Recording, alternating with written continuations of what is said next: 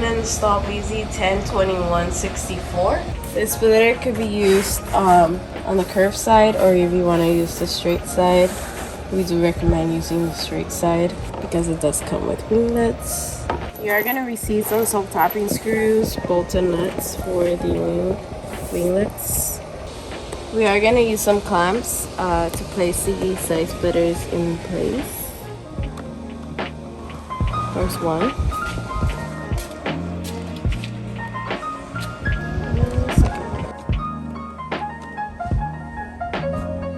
We're going to go ahead and drill 3 holes for the bolts and nuts.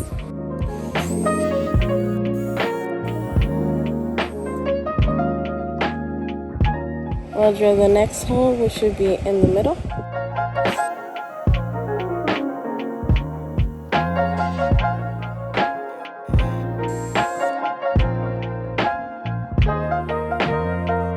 And last hole.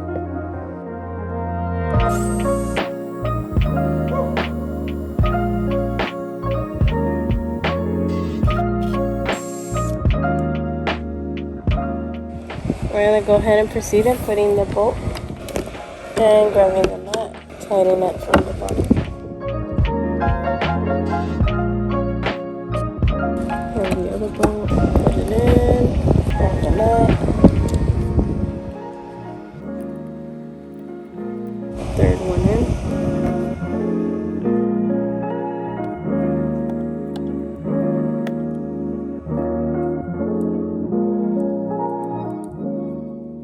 You want to hold the nut in the bottom, grab the Phillips head, tighten it up.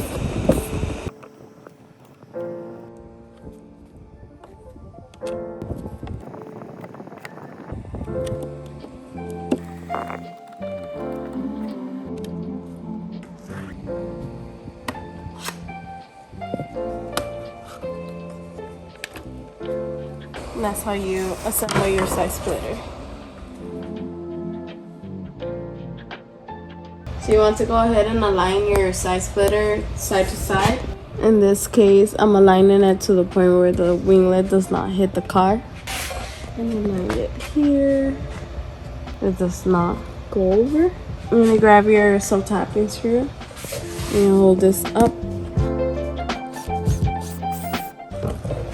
Bolt it right in. We're going to do like a triangle. This one right here, it's your winglet.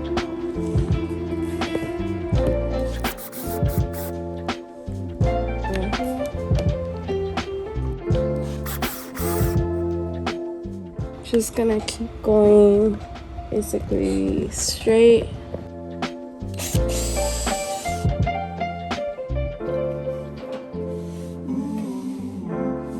So I'm just gonna drill in this end so I could fill in the other side.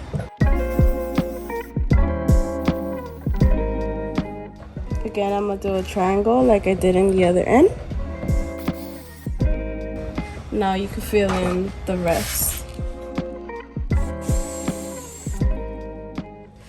You want to make sure you're not at the point where you're gonna hit any part of the top part of the thin part.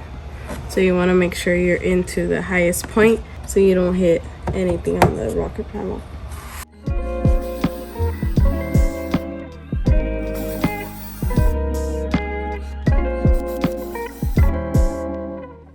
So basically this is how it's gonna look underneath your car. Remember, this is not visible, so if you do a mistake, nobody's gonna see it unless you do bolt on the top side. Remember that whatever you do on side splitters, it is a symmetrical type of work. So you will be doing the same thing you did on this side, on the other side.